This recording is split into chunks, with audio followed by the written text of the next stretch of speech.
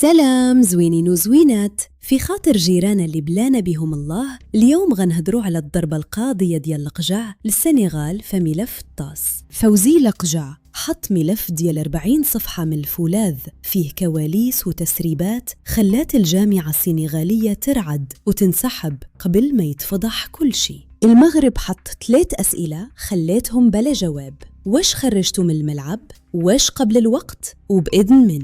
هاد الأسئلة هي اللي جرت الحصيرة من تحت رجليهم. وإحنا ما كنهدروش من فراغ، الملاعب ديالنا واجدة فرقم قياسي وبنية تحتية عالمية كتوجد لمونديال 2026 و2030.